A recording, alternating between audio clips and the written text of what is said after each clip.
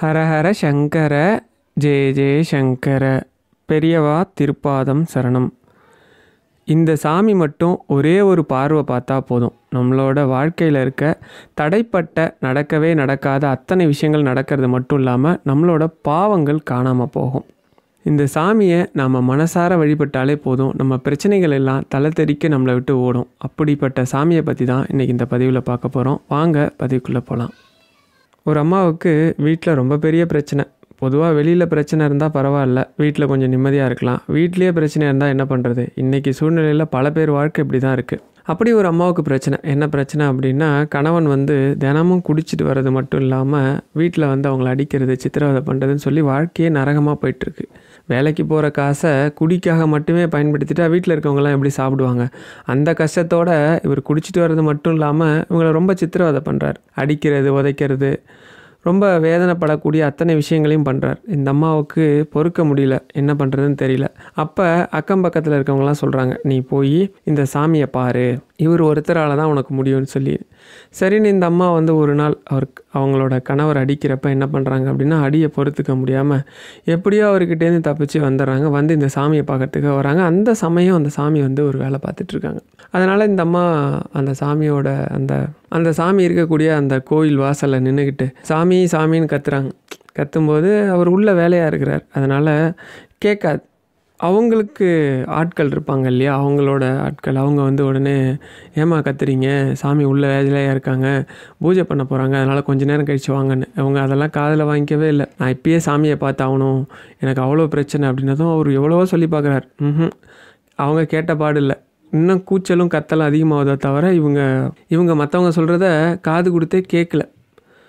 கூச்சல் அதிகமானதும் உள்ளேருந்து சாமியே கூப்பிட்டு கேட்குறாங்க, அது என்ன சத்தம், யார் சத்தம் போடுறது அப்படின்னு. உடனே நடந்த விஷயத்த சொன்னதும், சரி அவங்கள வர சொல்லுங்கள். எப்பயுமே பூஜையை சாமி நிறுத்த மாட்டாங்க. அப்படி இருக்கிற சமயத்தில் கூட பூஜையை நிறுத்திட்டு ஒரு செகண்ட், அதாவது ஆரம்பிக்கிறதுக்கு முன்னாடி அந்த அம்மா வர சொல்லி என்ன பிரச்சனை அப்படின்னு கேட்குறாங்க. கேட்டவுடனே அந்த அம்மா அவங்க மனக்குமரல் அப்படியே சாமி முன்னாடி கொட்டிடுறாங்க. இந்த மாதிரி நடக்குது சாமி அப்படின்னு.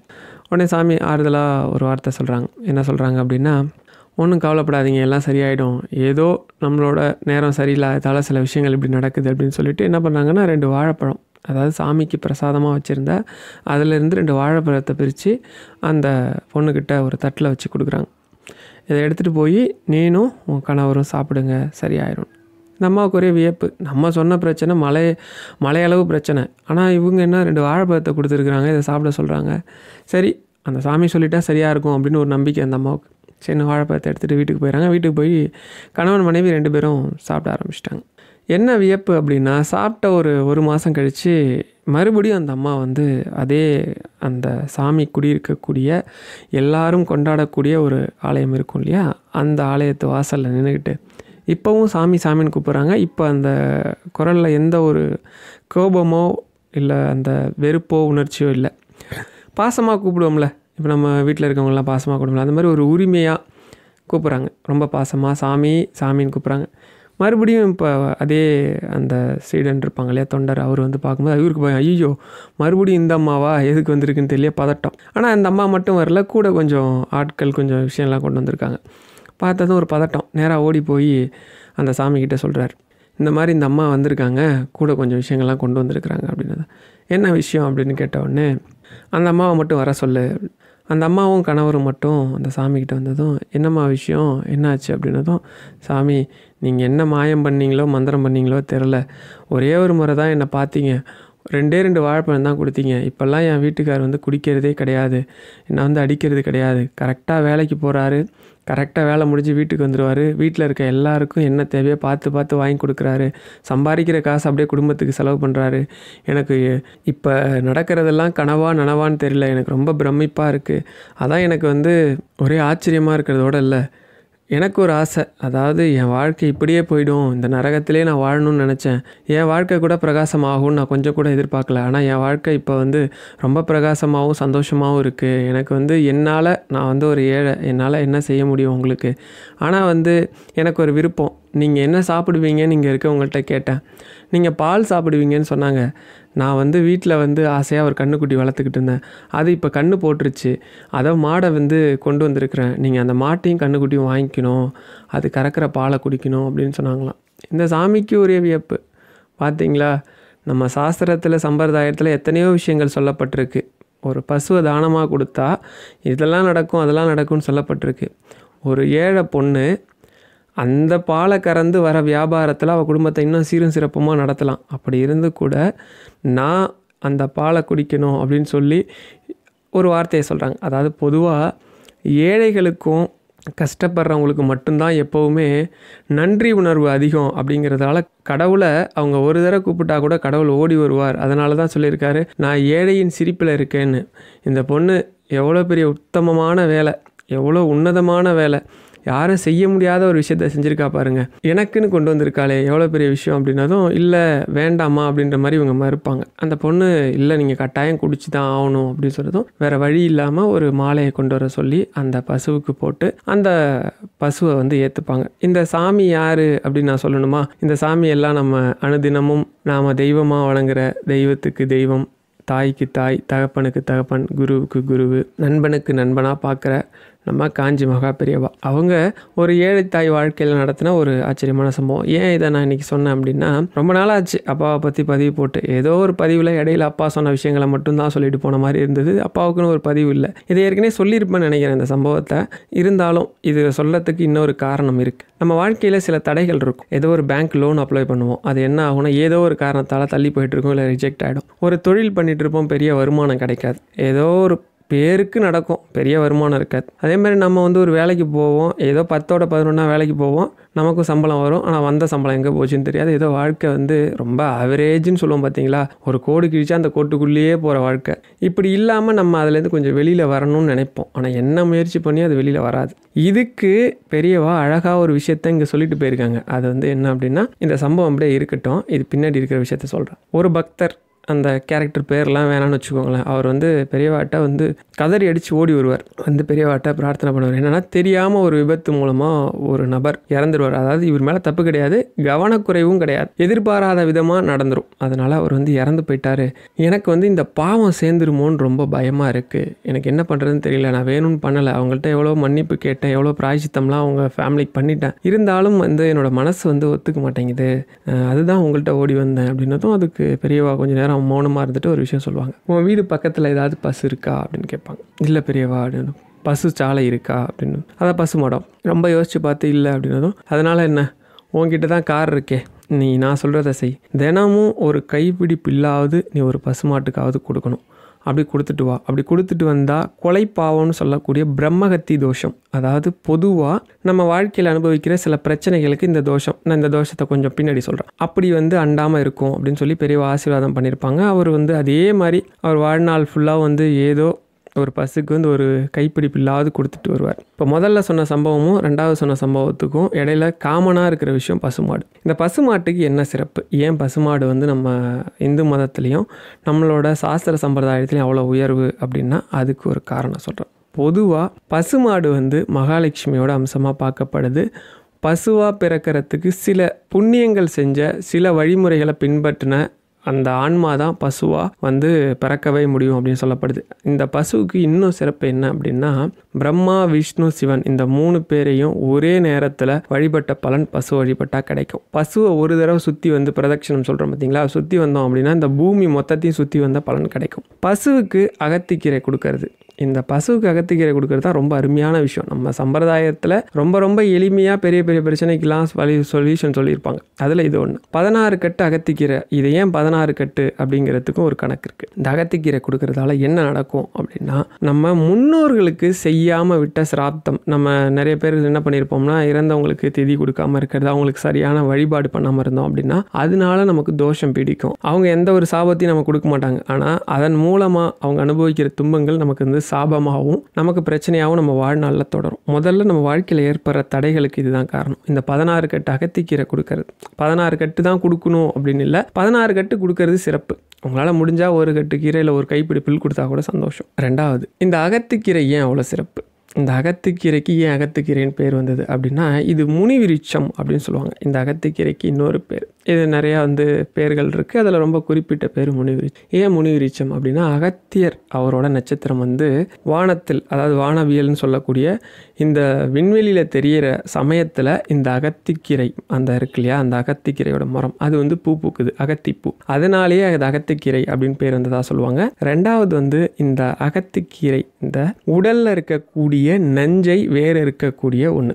இது எப்படி அப்படின்னா, நம்ம அகத்திக்கீரை எடுத்துக்கிட்டோம் அப்படின்னா உடம்புல ரொம்ப நாளாக உடம்பு என்ன பண்ணோம் அப்படின்னா, நம்ம ஏதாவது ஸ்லோ பாய்சனையோ இல்லை உடலுக்கு ஒவ்வாத ஒரு பொருளை நம்ம சாப்பிட்டுட்டோம் அப்படின்னா ஒரு இடத்துல தேக்கி வச்சுக்கிட்டே வரும். இது படிநிலைகள் இருக்குது, 1 2 3 4 5ன்னு. இதை நம்ம தேக்காமல் நம்ம வேறு வேறு மருத்துவம் பார்த்து அதை அந்த ஒரு குறிப்பிட்ட இடத்துல தேங்க விடாமல் பண்ணிட்டோம் அப்படின்னா கடைசி படிநிலை தான் பிரெயின் டியூமர், அதாவது மூளையில் கட்டி வளர்றது. மூளை என்ன பண்ணோம்னா, முதல்ல நம்ம வயிற்றில் ஒரு இடத்துல கழிவு பொருளாக சேமிக்க முயற்சி பண்ணோம். அடுத்து ஒவ்வொரு உறுப்புகளாக ஒரு இடமா எங்கெங்கெல்லாம் ஸ்டோர் பண்ண முடியும்னு முயற்சி பண்ணிகிட்டே வரும். கடைசியில் எங்கேயுமே நம்ம இடம் கொடுக்கல அப்படின்னா அது என்ன பண்ணும், மூளை தன்னோட பக்கத்திலேயே, அதாவது அதுதான் பிரெயின் டியூமர்னு சொல்கிறாங்க, மூளையில் கட்டி. இதை வரவிடாமல் பண்ணக்கூடிய ஒரு உன்னதமான உணவு, இயற்கையிலேயே படைக்கப்பட்ட உணவுலேயே அகத்திக்கீரை. இது இன்னொரு இடத்துலையும் ப்ரூவ் பண்ணலாம். என்ன அப்படின்னா, பொதுவாக ஏகாதசி விரதம் நீங்கள்லாம் கேள்விப்பட்டிருப்பீங்க. ஏகாதசி விரதத்தில் நம்ம கடைபிடிக்க வேண்டிய உணவு முறையில் ஒரு 4 உணவு முறை ரொம்ப முக்கியம். அதில் பார்த்தீங்கன்னா ஆலமரத்தோட இலையில தான் சாப்பிடணும். ஏன் அப்படின்னா அதில் ஒரு விதமான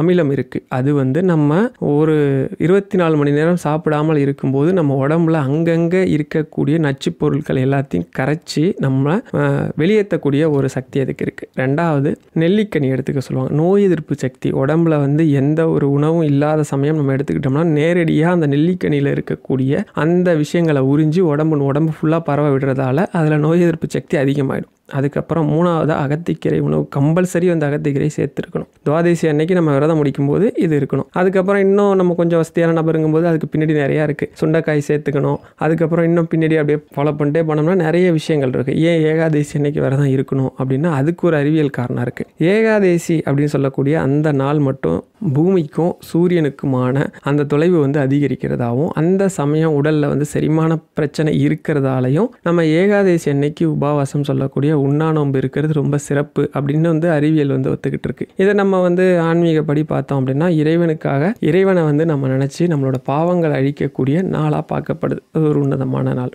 அடுத்து அகத்திக்கீரைக்கும் பசுவுக்கும் வருவோம். இந்த பசுமாட்டை நம்ம அனுதினமும் ஒரு முறை வலம் வரதோ இல்லை பசுமாட்டுக்கு தெரிஞ்சோ தெரியாமல் உணவு கொடுக்கறது. அதுக்கு தான் பெரியவா சொல்லுவாங்க, ஒரு வாளியில் தண்ணி வைக்கிறதே பெரிய புண்ணியம். நம்ம ரொம்ப நாளாக ஏங்கிக்கிட்டு இருக்கிற விஷயத்துக்கு இந்த ஒரு வாளி தண்ணியே பசு குடிச்சிருச்சு அப்படின்னாலே நடக்கும். அது மட்டும் இல்லை, பசுமாட்டோட கழுத்து பகுதியை நம்ம அப்படி தடவி கொடுத்தோம்னா, ஏன்னா கழுத்து அரிக்கும், அதுக்கு அந்த கழுத்து பகுதியை நம்ம அப்படி தடவி கொடுத்தோம் அப்படின்னா கோடி புண்ணியங்கள் செஞ்சால் என்ன பலன் கிடைக்குமோ அது கிடைக்குமோ. அந்த அளவுக்கு ஒரு உன்னதமான இடம் கழுத்து பகுதி. சாதுவான மாடுனா நீங்கள் செய்யுங்க, ஏதோ முரட்டு மாட்டுக்கிட்ட போய் கழுத்து தடவி கொடுக்குறேன்னு சொல்லி முட்டு வாங்கிடாதீங்க. இப்போ நம்ம பிரச்சனைக்கெலாம் வருவோம். இப்போ நம்ம வாழ்க்கையில் இருக்கக்கூடிய சில பிரச்சனைகள்லாம் முன்னாடி சொன்னால் இதுக்கு நம்ம என்ன செய்யணும்? ஏதோ ஒரு கோசாலை, அதாவது ஏதோ ஒரு கோவிலில் கண்டிப்பாக இருக்கும். உங்களால் முடிஞ்சது 50 ரூபாய்க்கோ 100 ரூபாய்க்கோ பசுமாடு உண்ணக்கூடிய ஏதோ ஒரு தீவனம், பருத்தி கொட்டை, புண்ணாக்கு, தவிடு, இந்த மாதிரி அதோட அகத்திக்கீரை வாங்கிட்டு போய் அங்கே இருக்கிற பசுமாட்டுக்கு உங்கள் கையாலே கொடுக்க விடுவாங்க. நீங்கள் செய்யலாம். கொடுத்துட்டு பாருங்கள். நீங்கள் அந்த கொடுத்துட்டு வந்த ஒரு 5 நாளுக்குள்ளேயே நீங்கள் ஏதோ ஒரு விஷயத்துக்காக தடைப்பட்டு கிடக்கும் இல்லையா, இது செய்யவே முடியலங்க எனக்கு அப்படின்னு, அது ரொம்ப சர்வசாதாரணமாக நடக்கும். இதை மாதம் நீங்கள் சம்பளம் வாங்குகிற நபராக இருந்தால் ஒரு சின்ன தொகையை ஒதுக்கி இதை கொடுக்குறதா வச்சுக்கோங்க.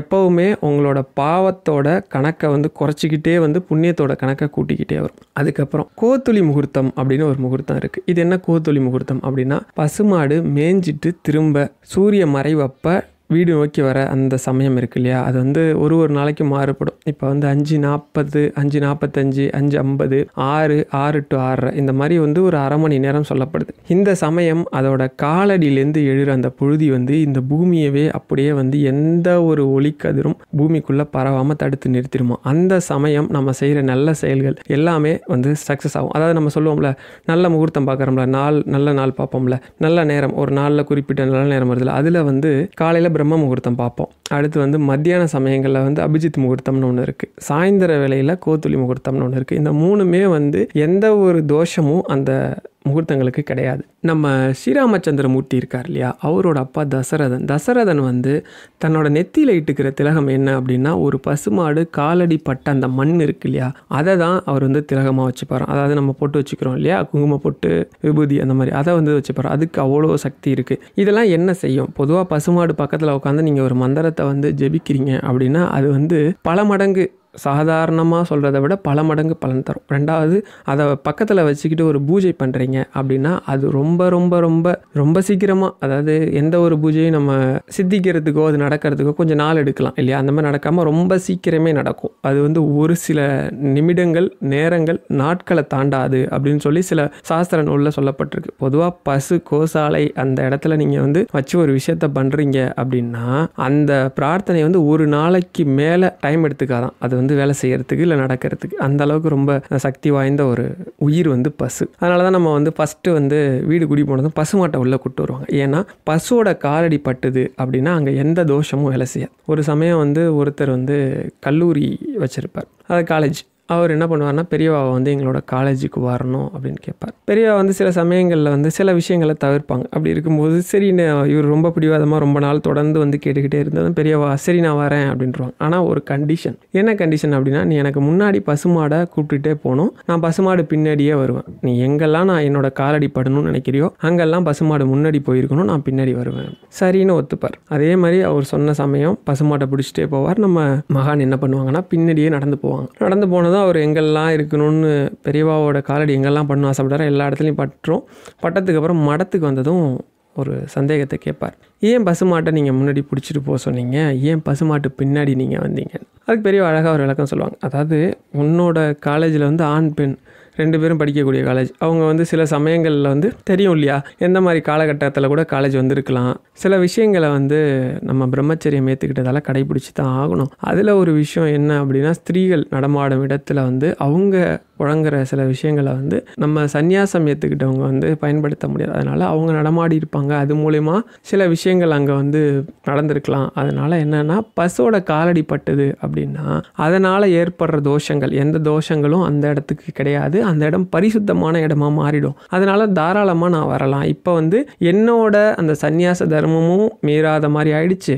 உனக்கு தேவையான சந்தோஷம், என்னோட காலடி பண்ணணும்னு விருப்பப்பட்ட உனக்கு தேவையான சந்தோஷமும் கிடைக்கும் அப்படின்ற மாதிரி சொல்லியிருப்பாங்க. நான் உங்களுக்கு சொல்கிறது ஒன்றே ஒன்று தான். உங்களுக்கு இருக்கக்கூடிய தடைப்பட்ட காரியங்கள், அது எது சம்மந்தப்பட்ட தடைப்பட்ட காரியமாக வேணா இருக்கட்டும், கண்டிப்பாக பக்கத்தில் இருக்கிற ஏதோ ஒரு கோவிலில் பக்கத்தில் இருக்க ஏதோ ஒரு மாட்டுக்கு தீவனமோ இல்லை வந்து அகத்துக்கீரையோ கொஞ்சமாக தண்ணியோ உங்கள் வசதிக்கு எது சரியோ இது 3மே செய்ய முடிஞ்சால் செய்யுங்க. செஞ்சுட்டு ஒரு செயல் தடையில் இருக்குது அப்படின்னா அது நடக்கணும்னு பிரார்த்தனை பண்ணிக்கங்க. நீங்கள் வேணால் நான் சொல்கிறத ஒரு சேலஞ்சாக கூட எடுத்துக்கங்க. நீங்கள் ஒரு விஷயம் எடுக்கிறீங்க, அதை வந்து நடக்கணும்னு பிரார்த்தனை பண்ணணும். இப்போ நீங்கள் போகிறீங்க, நான் சொன்ன மாதிரி செஞ்சிட்டீங்க அப்படின்னா 5 நாளே அதிகப்படியான நாள், அதுக்கு மேலே வந்து அது தடைப்பட்டு போகாது. எதை நம்ம செஞ்சாலும் அது உடனே எப்போ வேலை செய்யும் அப்படின்னா, நம்ம எந்த மந்திரம் சொன்னாலும், எந்த வழிபாடு பண்ணாலும், எந்த விஷயத்தை நம்ம கடைபிடிச்சாலும் எப்போ அது உடனே வேலை செய்யும் அப்படின்னா, உங்களுக்கு அது மேலே இருக்கிற ஆழமான நம்பிக்கை அதோடு நீங்கள் செய்யும்போது தான். நீங்கள் வந்து வேண்டா வெறுப்புக்கோ இல்லை நான் சொன்னேன் அப்படிங்கிறதுக்காக ஏதோ கடமைக்கு செய்கிறதால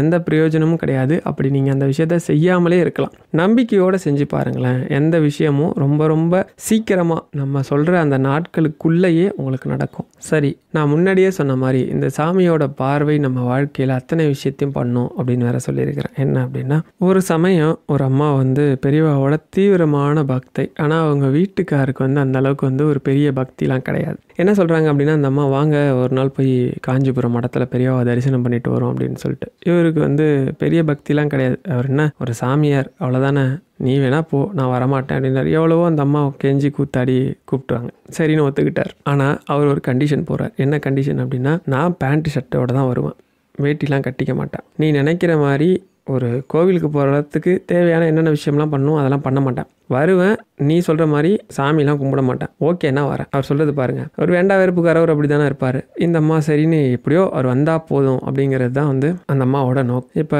கரெக்டாக மடத்துக்கு வந்துட்டாங்க. இப்போ மடத்தில் வந்து பெரியவா அந்த மேனான்னு சொல்லக்கூடிய அந்த இதில் இருப்பாங்க. அப்படி இருக்கிறப்ப திரை போட்டிருக்கும். இப்போ வந்து அந்த அம்மா தரிசனத்துக்கு வந்தோடனே பெரியவாட்ட மனசார பிரார்த்தனை பண்ணுறாங்க. எல்லாத்துலேயுமே பிடிவாதமாக இருக்கார், எதுக்கும் விட்டு கொடுத்து போக மாட்டுறாரு, வேண்டா வெறுப்புலேயே இருக்கார், ஒரு கனிவான குணம் இருந்தது, அது எல்லாமே போச்சு, ரொம்ப இதாக நடந்துக்கிறாரு இருக்கிறாரு, இவர் மனசை கொஞ்சம் மாற்றணும், இவர் மனசை ஒரு மாற்றம் வந்தால் ரொம்ப நல்லாயிருக்கும், மற்ற விஷயம்லாம் கரெக்டாக இருக்காரு, நடந்துக்கிற முறையில் வந்து குணத்தில் மட்டும் ஒரு மாற்றம் இல்லை அப்படிங்கிற மாதிரி அந்த அம்மாவுக்கு வருத்தம். பிரார்த்தனை பண்ணிக்கிறாங்க. இப்போ இவர் வந்து உள்ளே வரல தரிசனத்துக்கு. கரெக்டாக அங்கேருந்து பெரியவா இருக்கிற இடத்துலேருந்து வெளியில் நின்றுட்டு, அதுவும் செருப்பை போட்டுட்டு வெளியே நிற்கிறார். பெரியவா தரிசனத்துக்கு போனதோடு இல்லாமல் பெரியவா தரிசனத்துக்கு போய் இப்படி ஒரு நபர் இருப்பாரா அப்படிங்கிற மாதிரி இவங்க எல்லாம் சொல்லி பிரார்த்தனை பண்ணது. பெரியவா என்ன பண்ணாங்க, அந்த திரை லைட்டாக இந்த அம்மா பார்க்குற மாதிரி தான் பெரியவாவோட திரை விலகிருக்கு. இப்போ என்ன பண்ணுறாங்க, அந்த திரையை லைட்டாக விலக்கி அவங்க வீட்டுக்கார் வெளியே இருக்கார்ல அவரை இப்படி தலையை வெளியில் நீட்டி ஒரு பார்வை பார்க்குறாங்க. அவ்வளோதான், வேறு எதுவுமே பேசிக்கல. பெரியவா திரும்ப தன்னோட அந்த திரையை வந்து மூடிடுறாங்க. மூடிட்டு அந்த அம்மாட்ட எல்லாம் நல்லபடியாக நடக்கும், போயிட்டு வாங்க, நம்ம ஆறுதலாக வார்த்தை சொல்லுவாங்களா அந்த மாதிரி சொல்லி அனுப்புகிறாங்க. கரெக்டாக ஒரு சில நாட்கள், அதாவது ஒரு 10-15 நாள் தான் ஆகுது. அழகாக ஒரு கோவிலுக்கு போனால் எவ்வளோ அழகாக போகும். நீட்டாக வேஷ்டி கட்டியிருக்கிறாரு, எல்லா விஷயமும் பண்ணியிருக்கிறார். கோவிலுக்கு போகும்போது பயபக்தியோடு எல்லா விஷயத்தையும் பண்ணிட்டு போகும்ல, அந்த மாதிரி அழகாக கிளம்பி மனைவிட்ட சொல்கிறார், வாயேன் காஞ்சிபுரம் போவோம், பெரியவாவை தரிசனம் பண்ணிட்டு வரணும். அந்த அம்மாவுக்கு ஒரே வியப்பு, இவரா பேசுகிறாரு அப்படின்னு. வா கிளம்பு, நமக்கு இன்னும் டைம் இல்லை, தரிசனம் முடிஞ்சிடும் அப்படின்னு. வியப்பாயிடுச்சு. இதே மாதிரி வந்து கிளம்பி அங்கே போனால் அப்படி ஒரு பக்தி. பெரியவா பக்கத்தில் போயிடுறார். நமஸ்காரம் பண்ணுறதுலேருந்து பெரியவா கிட்ட அந்த பணிவான பேச்சு, பணிவான நடத்தை பார்த்து இந்த அம்மா மிரண்டு போகிறாங்க. என்னது இப்படி மாறிட்டாரே அப்படின்னு சொல்லிட்டு. நாட்கள் போக போக பெரியவாவுக்கு பூஜை பண்ணுறது ஒன்றே தான் வாழ்நாளாக்கிக்கிட்டார். பெரியவாவை அந்த அம்மா எந்த அளவுக்கு வழிபட்டாங்களோ அதை விட 100 மடங்கு பெரியவாவோட அந்த பக்தராக மாறிறார். ஏன் அப்படின்னா, நீ என்னை வந்து பார்க்கலனா என்ன, நான் உன்னை பார்க்குறேன் அப்படின்னு சொல்லி பெரியவாவோட அந்த கடைக்கண் பார்வை ஒருத்தர் மேலே விழுந்தால் போதும், நம்மளோட அத்தனை பாவங்களும் வேறு இருக்கிறது மட்டும் இல்லாமல் நாம் எப்படி வாழணும்னு நினைக்கிறோமோ அப்படிப்பட்ட வாழ்க்கை நமக்கு கிடைக்கும். நான் மேலே சொன்ன மாதிரி எத்தனை பேரால் பசுமாட்டுக்கு அகத்திக்கீரை கொடுக்க முடியும், பசுவை வந்து வழிபட முடியும்னு தெரியல. ஆனால் நான் சொல்கிற இந்த விஷயத்த எல்லாராலையும் பண்ண முடியும். என்ன அப்படின்னா, பெரியவா சரணம். உங்களோட எந்த பிரச்சனையும், தலையே போகிற அளவுக்கு இருக்க பிரச்சனைக்கு கூட பெரியவா சரணம், பெரியவா சரணம், பெரியவா சரணம்னு சொல்ல முடியும். எல்லாராலையும் சொல்ல முடியும். எங்கேருந்து வேணால் சொல்லலாம், எங்கே வேலை பார்க்குற இடத்துலேருந்து சொல்லலாம், எந்த சூழ்நிலையிலேருந்து சொல்லலாம். இதுக்கு எந்த கட்டுப்பாடும் கிடையாது. சிலர் வந்து எழுதணும் அப்படின்னா நிச்சயமாக பெரியவா சரணம்னு சொல்லிக்கிட்டே எழுதலாம். உங்களோட எப்படிப்பட்ட கோரிக்கையும் உடனே நிறைவேறும். ஏன் அப்படின்னா, பெரியவா சரணம் அப்படின்னு சொல்லி நம்ம கூப்பிடும்போது பெரியவாவோட கடைக்கண் பார்வை நம்ம மேலே விழுது. அந்த குருவோட உத்தமமான மகானோட பார்வை நம்ம மேலே விழுந்துன்னா நம்மளோட பாவங்கள் எப்படி வந்து சூரியன் முன்னாடி பனி எப்படி இருக்காதோ அந்த மாதிரி நம்மளோட பாவங்கள் இருக்காது. அப்படி பாவங்கள் இல்லாத இந்த ஆன்மா நினைச்சதை நிறைவேற்றிக்குமா இல்லையா? அதோட இல்லை, நம்மளோட எப்படிப்பட்ட வேண்டுதலையும் தேவையும் நிறைவேற்றக்கூடிய ஒரு சக்தி பெரியவாவோட கடைக்கண் பார்வைக்கு இருக்குது. அது நம்ம மேலே விழுறதுக்கு நம்ம செய்ய வேண்டியது பெரியவா சரணம்னு சொல்கிறது, பெரியவா சரணம்னு எழுதுறது. நான் மேலே சொன்ன இந்த விஷயங்களை செஞ்சு பாருங்கள், உங்கள் வாழ்க்கையில் இது நடக்கவே நடக்காதுங்கிறதே இருக்காது. ஹர ஹர சங்கர, ஜெய ஜெய சங்கர, பெரியவா திருப்பாதம் சரணம்.